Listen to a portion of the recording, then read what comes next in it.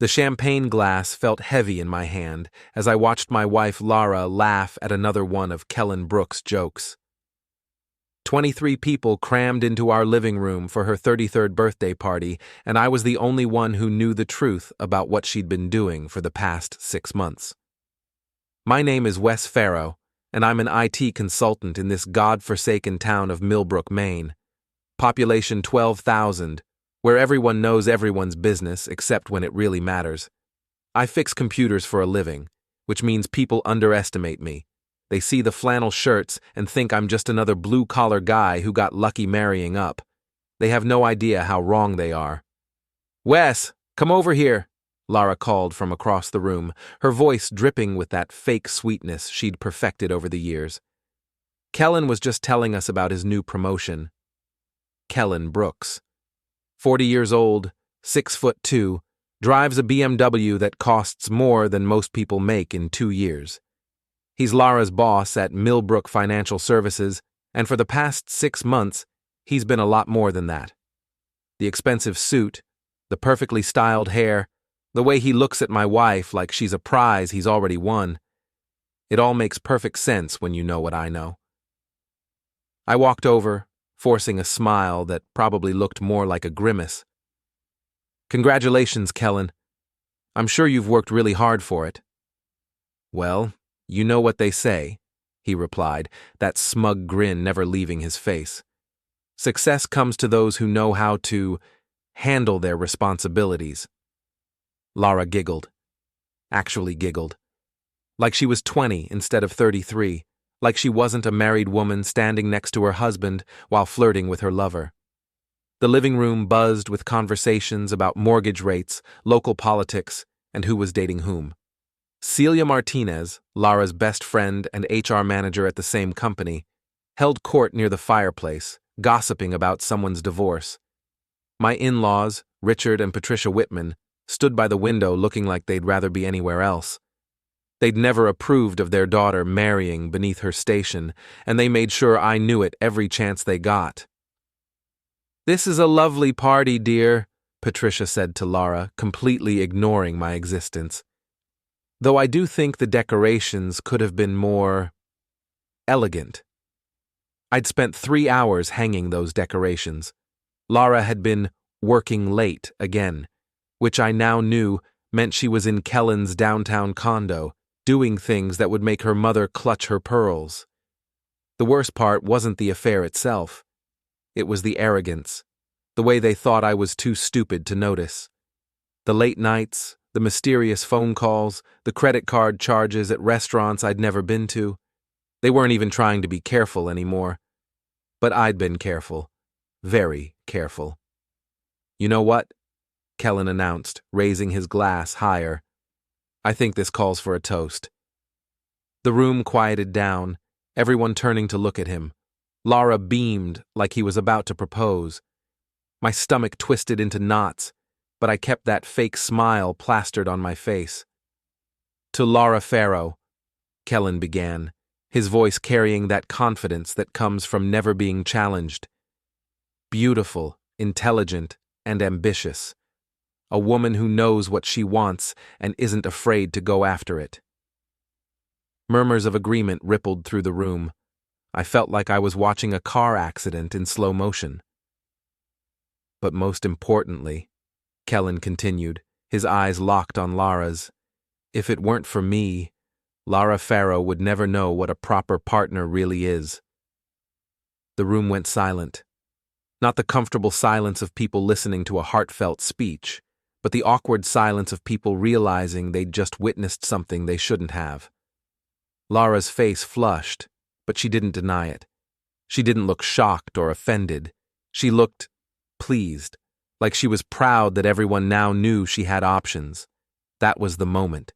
The exact moment when whatever was left of my marriage shattered into a million pieces.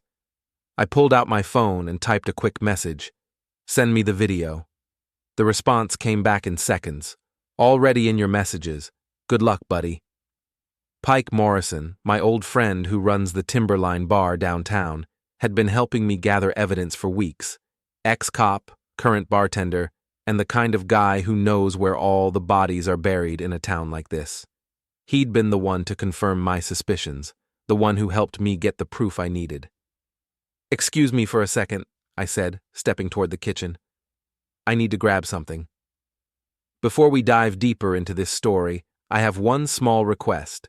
Please subscribe, drop a like, comment, and hit that hype button to boost this channel so more people can discover these incredible Reddit stories. Nobody paid attention to me. They were all still processing Kellen's toast, trying to figure out if they'd heard what they thought they'd heard. I connected my phone to the Bluetooth speaker we'd set up for background music. The video started playing immediately. Laura's voice filled the room, crystal clear. God, I can't believe Wes still doesn't suspect anything. He's so clueless. Kellen's laughter followed. That's what happens when you marry beneath your station, sweetheart. He's probably grateful just to have you. Sometimes I think about just leaving him, Laura continued, taking half of everything and starting fresh with someone who actually gets me. Why settle for half when you could have it all? Kellen's voice was smooth, confident. We just need to be patient, build the case that he's been difficult, maybe unstable. Then you get everything, and he gets nothing. The room had gone completely still. 23 people standing frozen like mannequins, staring at the speaker like it was about to explode. But the recording wasn't finished. Should we erase this footage? Laura's voice asked. I mean, what if someone finds it? Nobody's going to find anything, Kellen replied. Your husband fixes computers for old ladies. He's not exactly a criminal mastermind. I stepped back into the living room, watching the faces around me. Shock, embarrassment, anger, a whole spectrum of emotions playing out in real time. Celia looked like she wanted to disappear into the floor. My in-laws were staring at their daughter like they'd never seen her before. And Laura? Laura looked like a deer caught in headlights, her mouth opening and closing without any sound coming out. Well, I said, my voice cutting through the silence like a knife. I guess the cat's out of the bag. The silence stretched for what felt like hours, but was probably only 30 seconds. Then everyone started talking at once. This is obviously fake, Laura stammered, her voice higher than usual. Someone's trying to frame me. This is AI or something. You can fake anything these days. Kellen nodded vigorously, but the sweat beading on his forehead told a different story. Absolutely. This is clearly some kind of setup. Wes, I don't know who's trying to cause trouble between you and Laura, but... Shut up, Kellen. The words came out colder than I'd intended, but I was past caring about politeness. Just... shut up. The party guests were shuffling around like they couldn't decide whether to leave or stay for the show. Mrs. Henderson from down the street was already putting on her coat. The Johnsons were whispering furiously to each other by the front door. Now wait just a minute. Richard Whitman stepped forward, his face red with indignation. I don't know what kind of game you're playing, Wesley, but I won't stand here and watch you humiliate my daughter with some fabricated recording. Fabricated? I laughed, and it sounded harsh even to my own ears. You want to talk about fabrication, Richard? Let's talk about the credit card statements. I pulled out a manila folder I'd hidden behind the kitchen counter earlier. Inside were 3 months' worth of printouts, highlighted in yellow wherever Laura had used our joint credit card for expenses that had nothing to do with her husband. Chez Laurent, February 14th. Dinner for two, $187. I was working late that night, remember, Laura? You said you were having dinner with Celia. Celia's face went white. We did have dinner. I mean, we were supposed to... The Millbrook Grand Hotel, February 21st. Room service for two, champagne, strawberries, very romantic. I was at a client site in Portland that weekend. I flipped through the pages, reading off dates and amounts while Laura stood there looking like she wanted to crawl under the furniture. Oh, and here's my personal favorite. Victoria's Secret, March 3rd, $215. You know what's funny about that, sweetheart? You haven't worn anything from Victoria's Secret from me in about 2 years. This proves nothing, Kellen said. but his voice lacked conviction. Laura's allowed to buy herself nice things. She works hard. You're right, she does work hard, especially those late nights at the office. Which reminds me, I pulled out my laptop and opened it on the coffee table. The screen showed a series of emails I'd recovered from Laura's computer. She'd thought deleting them from her inbox was enough, but she'd forgotten about the automatic backup to our shared cloud storage. Email from Kellen Brooks to Laura Farrow, March 15th. Can't wait to get you alone again. Your husband's working late tonight, right? I'll pick you up at 7. Laura lunged for the laptop, but I snapped it shut and held it against my chest. Email from Laura Farrow to Kellen Brooks, March 22nd. I've been thinking about what you said, about us having a real future together. Maybe it's time to stop pretending this marriage means anything. The room was emptying out fast now. Nobody wanted to be part of this train wreck, but a few people lingered, the ones who thrived on drama, who would spread this story all over town before the weekend was over. This is invasion of privacy, Patricia Whitman declared. You had no right to go through Laura's personal correspondence. Personal correspondence? I stood up, feeling something dark and cold settling in my chest. She's my wife, Patricia. We share everything, remember? Joint bank accounts, joint credit cards, joint cloud storage. She signed the same terms of service I did. That's when Tom Bradley, the building manager from Laura's office complex, stepped forward. I'd almost forgotten he was here. Laura had invited him because she was trying to get a better parking spot. Actually, Tom said quietly, there's something you all should know about that recording. Everyone turned to look at him. He was a small, nervous man who usually faded into the background at social gatherings, but right now he had everyone's attention. The security cameras in our building have audio recording capability, he continued, for liability purposes. And well, some of the conversations that happen in the parking garage, they get saved automatically. Kellen went pale. You can't be serious. I am serious.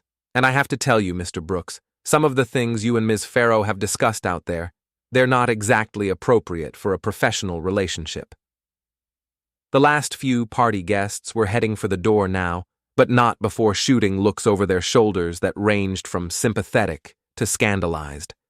This would be all over town by morning. You set this up, Laura accused, finally finding her voice. You planned this whole thing, the party, the recording, everything. I planned a birthday party for my wife, I replied. The rest of it? That's all you, sweetheart. Celia, who'd been silent through most of this, finally spoke up. Laura, we need to go. We need to figure out how to handle this. Handle this? I laughed again. How exactly do you handle the truth, Celia? What's the company policy on that? She didn't answer, just grabbed Laura's arm and started pulling her toward the door. But Kellen wasn't ready to retreat yet. You think you're clever, don't you? He said, stepping closer to me. You think you've won something here, but you have no idea what you're dealing with. I have lawyers, Wes. Good ones. And when they're done with you... When they're done with me, what? I interrupted. They'll prove that my wife wasn't having an affair. They'll make those credit card statements disappear. They'll convince people they didn't hear what they just heard. Kellen opened his mouth to respond, but nothing came out. For the first time since I'd known him, he looked uncertain. That's when the doorbell rang. I opened it to find Officer Janet Mills standing on my porch, looking like she'd rather be anywhere else in the world. Evening, Wes, she said. We got a call about a domestic disturbance. Behind me I heard Laura whisper, "Thank God," under her breath. No disturbance here, Janet, I said. Just a birthday party that got a little... educational. She peered over my shoulder at the remaining guests, taking in the tense atmosphere and uncomfortable faces. Mind if I come in for a minute? Just to make sure everyone's okay? I stepped aside and let her enter. Janet Mills had been a cop in Millbrook for 15 years. She'd seen every kind of domestic drama this town had to offer, and she had a reputation for being fair, but no nonsense. So, what's the situation here? She asked, looking around the room. Before anyone else could speak, I walked over to the coffee table and picked up a thick envelope I'd prepared earlier. "Officer Mills," I said, handing it to her. "I'd like to file a complaint about potential financial fraud and misuse of company resources." The envelope contained copies of everything: the credit card statements, the emails, the hotel receipts, and a detailed timeline of Laura and Kellen's affair.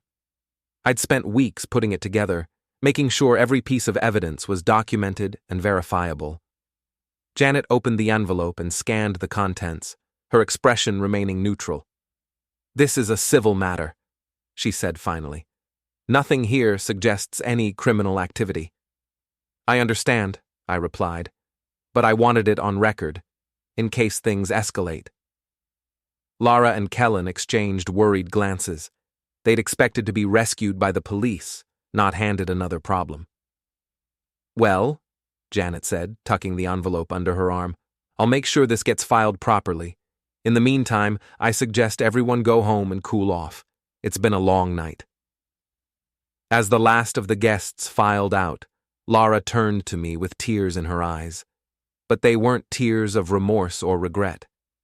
They were tears of rage. "I hope you're happy," she said.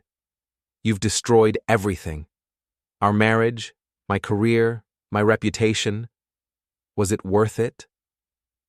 I looked at her, really looked at her, for what felt like the first time in months.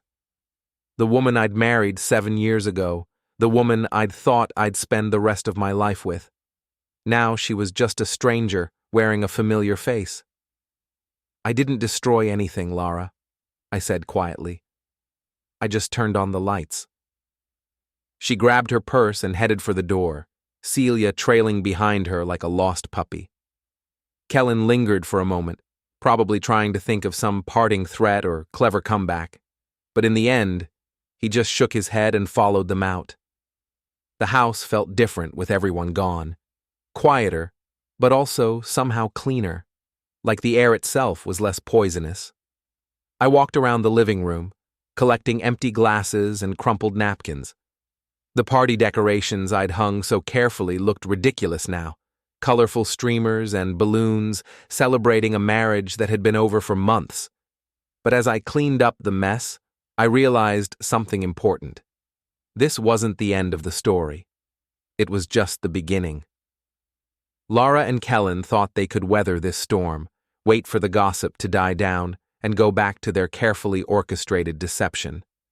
They thought I'd shown my hand completely, that I had no more cards to play. They were wrong. I still had the recordings from Tom Bradley's security system. I still had access to Laura's email account. And most importantly, I still had Pike Morrison, who knew every secret in this town and wasn't afraid to share them with the right person at the right time.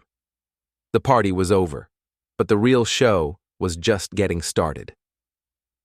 3 days after the party, I was sitting in the Timberline bar nursing a beer and watching the local news when Pike Morrison slid onto the stool next to me. "Well, well," he said, signaling the bartender for his usual whiskey. "If it isn't Millbrook's most famous husband." The Timberline was exactly what you'd expect from a small-town bar: dark wood, dim lighting, and the kind of atmosphere where secrets got shared over shots of bourbon. Pike had bought the place 5 years ago after retiring from the police force, and it had quickly become the unofficial gossip headquarters of Millbrook. "Famous might be overstating it," I replied, but I couldn't help smiling a little. "Are you kidding me? The whole town's talking about what happened at your place. Martha Henderson's been telling anyone who'll listen about the recording, says she's never been so shocked in her life." Pike was grinning like he'd won the lottery. He'd always enjoyed a good scandal, especially when it involved taking down someone as arrogant as Kellen Brooks. "Speaking of the recording," I said, lowering my voice, "how's our friend Tom Bradley doing?" "Funny you should ask." Pike pulled out his phone and showed me a text message. He sent me this about an hour ago. Apparently, Kellen tried to have a little conversation with him today about the importance of discretion and professional courtesy.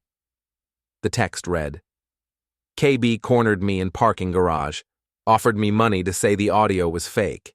When I said no, He got nasty. Suggested I might lose my job if I wasn't more cooperative. Thought you should know. I felt that cold anger settling in my chest again. He threatened Tom? Tried to. But here's the thing about Tom Bradley. He might look like a pushover, but he's been dealing with entitled jerks like Kellen for 20 years. He's got thick skin and a good memory. Pike finished his whiskey and ordered another. Plus, he's got something Kellen doesn't know about. Which is? Security footage of their little conversation. High definition, perfect audio. Kellen threatening a building employee, trying to bribe him to lie about evidence.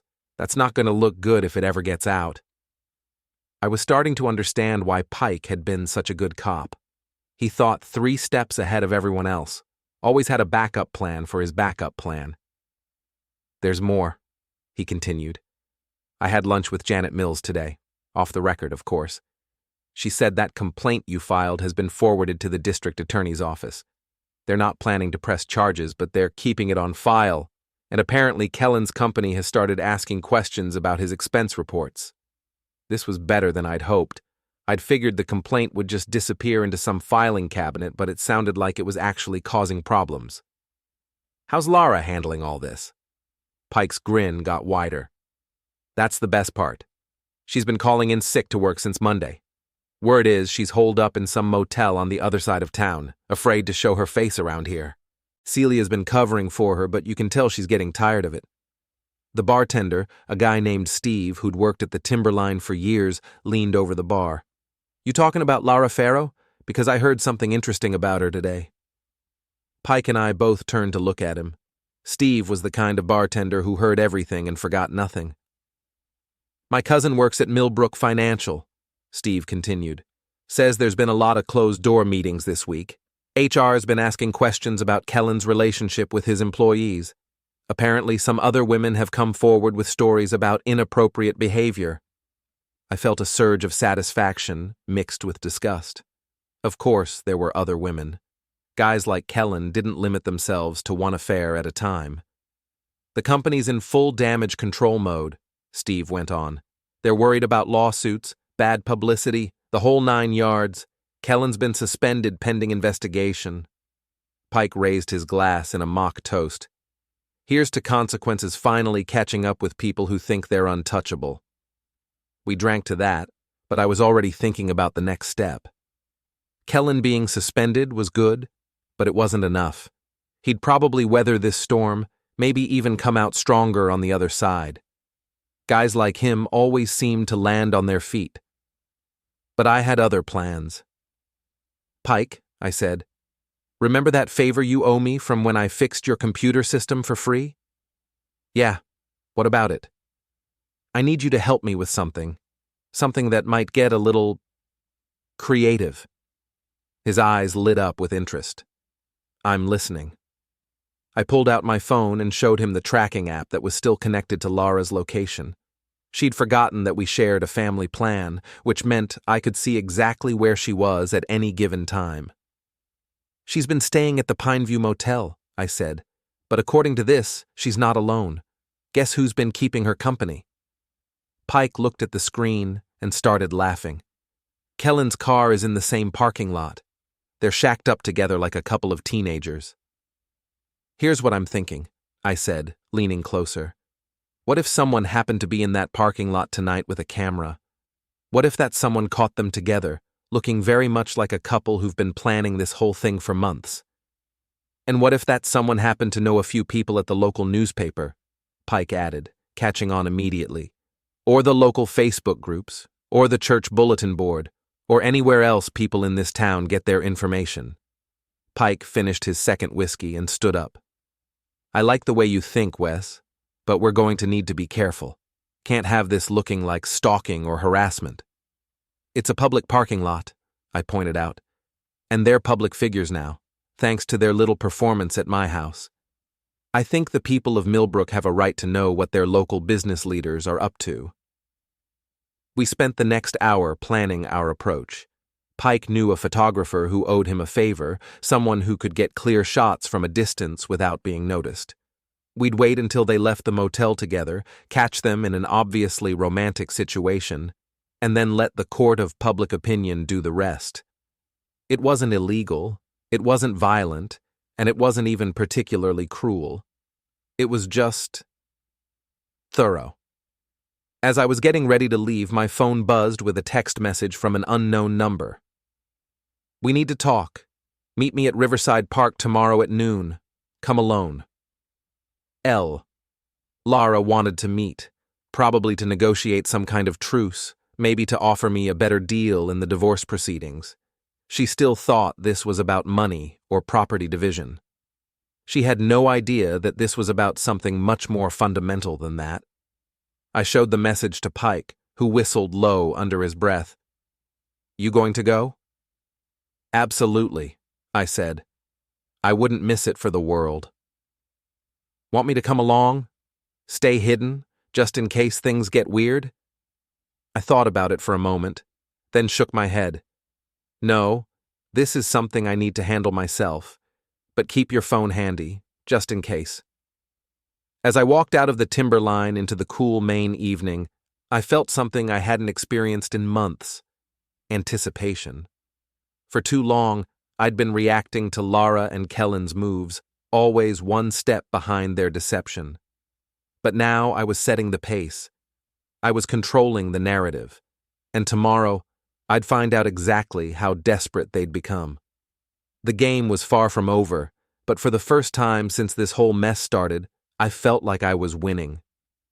Riverside Park sat on the banks of the Millbrook River, a small strip of green space with picnic tables, walking paths, and a playground that had seen better days. At noon on a Thursday, it was mostly empty except for a few joggers and an elderly man feeding ducks by the water. I found Lara sitting at a picnic table near the far end of the park, wearing sunglasses and a baseball cap, like she was trying to disguise herself. It would have been funny if it wasn't so pathetic. "Hello, Wes," she said as I approached. Her voice was different, smaller, less confident than usual. "Lara."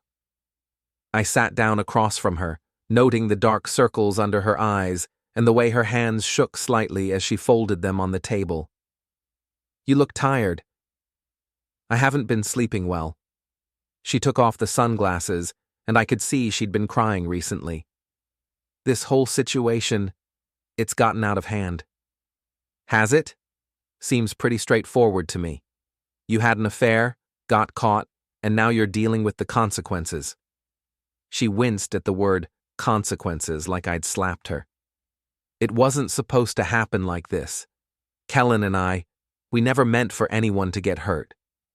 "Anyone except me, you mean?" "That's not fair, Wes. Our marriage was already in trouble. We'd been growing apart for months before Kellen and I got involved." I leaned back on the bench, studying her face. She actually believed what she was saying. In her mind, she'd somehow justified the affair as a natural consequence of our relationship problems, rather than the cause of them. "So this is my fault?" "That's not what I'm saying." She reached across the table like she wanted to touch my hand, then thought better of it. "I'm saying we both made mistakes. We both could have tried harder." "I see. So when exactly did I make the mistake of having an affair with my boss? When did I make the mistake of planning to take half your assets and leave you with nothing? When did I make the mistake of calling you clueless and pathetic behind your back?" Her face crumpled, and for a moment I almost felt sorry for her. Almost. "I know how that sounded," she said quietly. "But you have to understand, Kellen was he was trying to make me feel better about myself, about us. He said things he didn't mean." "Right. And the part about making me look unstable so you could get everything in the divorce? That was just pillow talk too?" She didn't answer that, just stared down at her hands. "What do you want, Lara? Why did you ask me to meet you here?" She took a deep breath, and when she looked up at me, I saw something I'd never seen in her eyes before: fear. "I want this to stop," she said. "The gossip, the rumors, the way people look at me when I go to the store. I want us to handle this like adults privately, without dragging the whole town into our business." "Little late for that, don't you think?" It doesn't have to be. We could tell people that the recording was taken out of context, that we're working on our marriage, going to counseling. People would understand. They'd respect us for trying to work things out. I stared at her in amazement. Even now, even after everything that had happened, she was still trying to manipulate the situation, still trying to control the narrative. And what about Kellen? What about him? Is he part of this reconciliation fantasy? Does he know you're here trying to convince me to cover for both of you? Her silence was answer enough. Let me guess, I continued. This was his idea. He's worried about his job, his reputation, his precious BMW payments. So he sent you here to clean up the mess. Nobody sent me anywhere, she snapped, showing a flash of the old Lara. I came here because I thought maybe, just maybe, you still cared enough about me to want to end this with some dignity. Dignity. I tasted the word like it was something bitter. You want to talk about dignity? Let's talk about the Victoria's Secret charges on our credit card. Let's talk about the hotel rooms and romantic dinners while I was working late to pay for your lifestyle. Let's talk about dignity. She was crying now, real tears that she wasn't bothering to wipe away. I made mistakes, okay? I admit that. But destroying my life isn't going to fix anything. It's not going to make you feel better, and it's not going to save our marriage. Our marriage was over the minute you decided Kellen Brooks was a better option, I said. I'm not trying to save it. I'm just making sure everyone knows exactly what kind of person I was married to.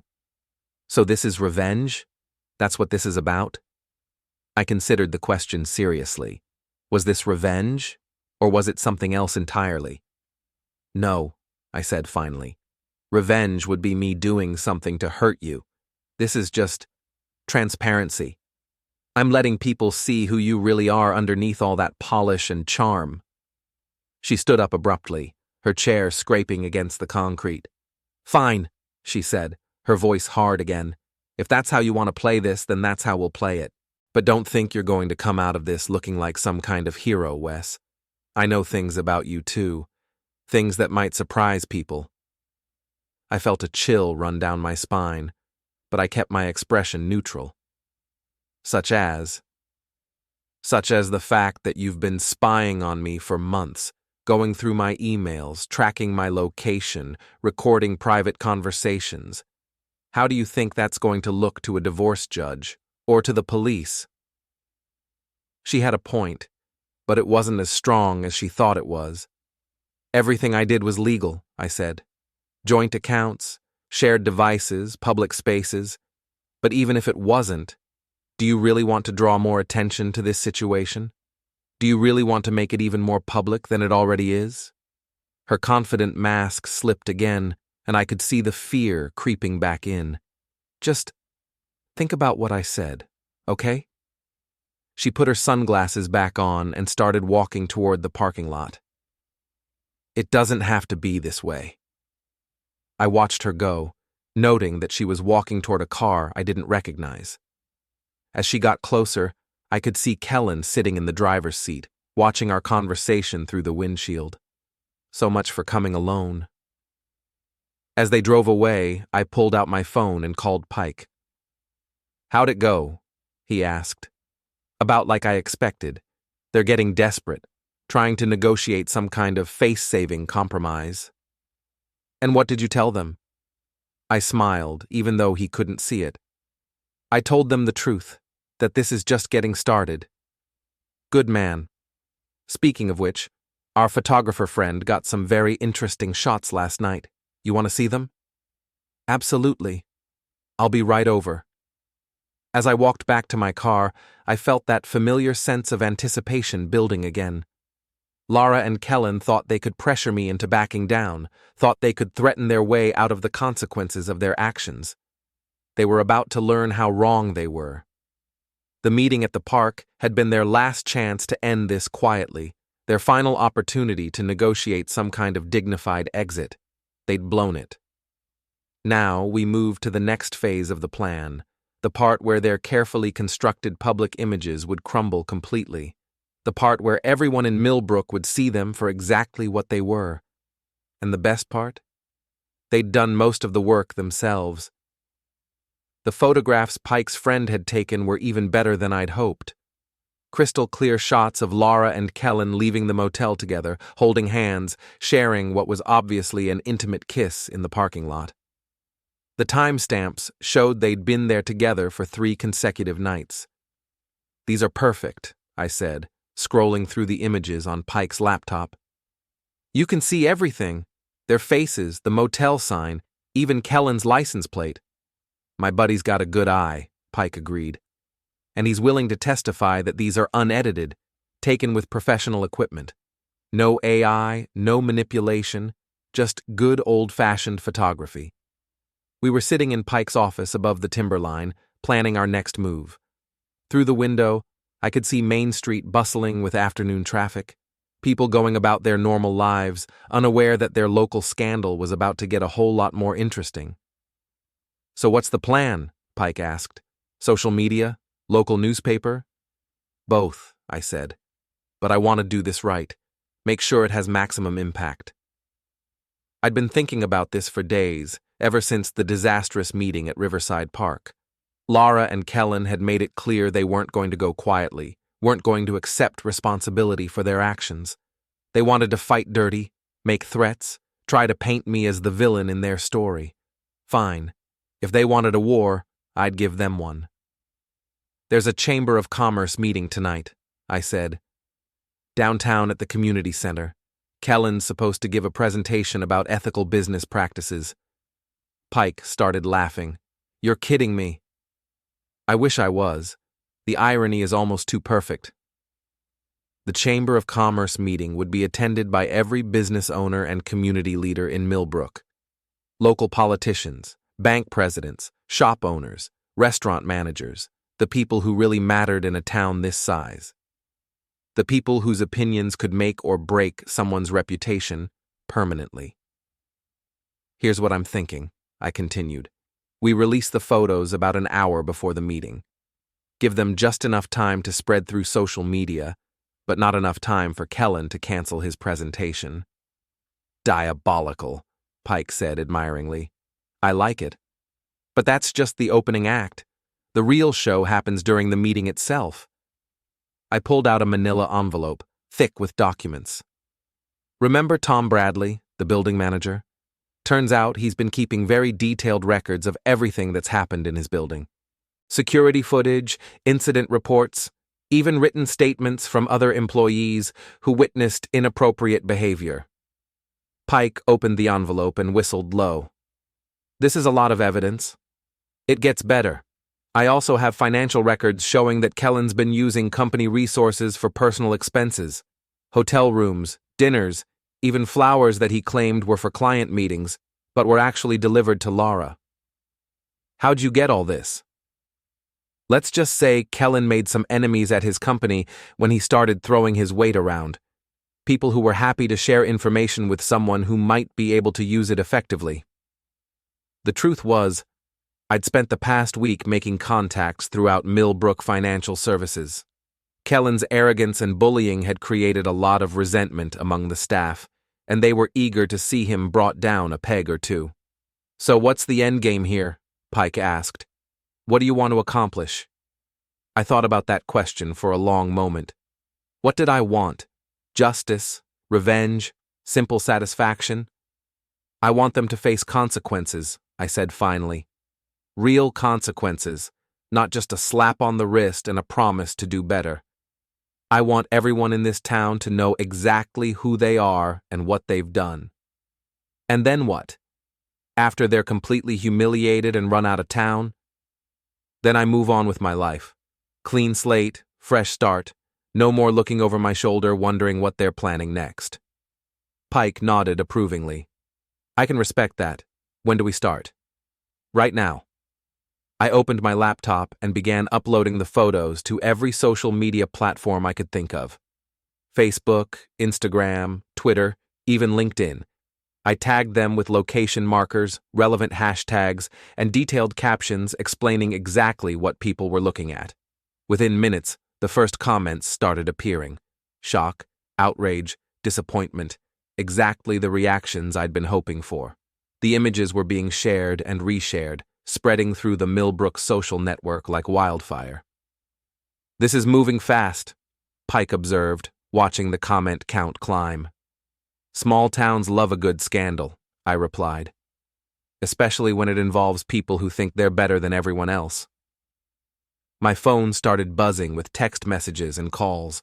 Friends, neighbors, even people I barely knew wanting to know if the photos were real, if I was okay, if there was anything they could do to help. The sympathy and support were overwhelming. But the call I was really waiting for came about 30 minutes later. "Wes, what have you done?" Lara's voice was panicked, desperate. "I've told the truth," I said calmly. "Something you seem to have trouble with. These photos, they're everywhere. My parents called, my boss called, even my high school friends are texting me. You've ruined everything." "I haven't ruined anything. I've just documented what you and Kellen chose to do." "Please," she said, and I could hear her crying. "Please take them down. I'll do anything you want. I'll give you the house, the car, everything. Just please make this stop." For a moment, I almost felt sorry for her. Almost. "It's too late for that, Lara. You had your chance to handle this quietly, remember? At the park yesterday? But you chose to threaten me instead." "I didn't threaten you. I was trying to make you understand." "I understand perfectly. You understand that actions have consequences. You understand that you can't treat people like garbage and expect them to smile and take it forever." She was sobbing now, barely coherent. "Kellen's presentation. It's in an hour. Everyone's going to be there. Everyone's going to know." "Good," I said, and hung up. Pike was grinning at me from across the desk. "Cold as ice, my friend, I'm impressed." "I'm not done yet," I said, checking my watch. "The meeting starts at 7. I think it's time for me to make an appearance." "You're going to the chamber meeting? That's bold." "Someone needs to be there to answer questions, to provide context, to make sure everyone understands the full scope of what they're dealing with." I packed up my evidence folder and headed for the door. "You coming?" Wouldn't miss it for the world. The Millbrook Community Center was packed when we arrived. Word had obviously spread about the photos, and people were eager to see how Kellen would handle the situation. The buzz of conversation was electric, charged with anticipation, and barely contained gossip. I found a seat near the back of the room, trying to blend in with the crowd. Pike sat a few rows away, positioning himself where he could see everything that was about to unfold. At exactly 7 o'clock, Chamber President Martha Webb called the meeting to order. She looked uncomfortable, probably aware that the evening's planned agenda had been completely derailed by recent events. "Before we begin," she announced, "I want to address the situation that many of you may have heard about today. The Chamber of Commerce does not take positions on personal matters between private individuals, but we do expect our members to maintain the highest standards of professional conduct." The room was silent. Everyone was looking toward the front, where Kellen was supposed to be sitting with the other presenters. His chair was empty. "It appears that Mr. Brooks will not be joining us this evening," Martha continued. "His presentation on ethical business practices has been postponed indefinitely." A ripple of laughter ran through the crowd. Someone in the front row made a sarcastic comment about the irony that I couldn't quite hear, but it got a bigger laugh. That's when I stood up. "If I may," I said, my voice carrying clearly through the room, "I think I can provide some context about Mr. Brooks's absence." Every head in the room turned to look at me. Martha Webb looked like she wanted to crawl under the podium. "Mr. Farrow," she said carefully, "this might not be the appropriate venue for—" "Oh, I think it's the perfect venue," I interrupted. "After all, this is a meeting about business ethics, isn't it? About maintaining professional standards, about the kind of behavior we expect from our community leaders." I walked down the center aisle, feeling the weight of every gaze in the room. When I reached the front, I turned to face the crowd. "My name is Wes Farrow," I began, "and for the past 6 months, I've been watching my wife have an affair with Kellen Brooks. Not just any affair, a calculated, manipulative relationship designed to destroy my marriage and steal my assets. The room erupted in whispers and gasps. Martha Webb was frantically trying to restore order, but nobody was paying attention to her anymore. But that's not the worst part, I continued, raising my voice over the noise.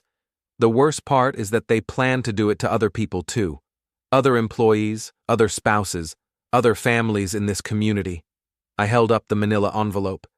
I have documentation of harassment, financial fraud, and abuse of power. I have evidence that Kellen Brooks has been using his position at Millbrook Financial Services to prey on vulnerable employees and their families. The room had gone silent again, everyone hanging on my words. So when you ask where Mr. Brooks is tonight, when you wonder why he couldn't be here to talk about ethical business practices, just remember this. Some people talk about ethics, and some people live them. The difference is usually pretty obvious. I set the envelope on the podium and walked back up the aisle toward the exit. As I reached the door, I turned back one more time. The evidence is all there, I said. Feel free to take a look. I think you'll find it very educational.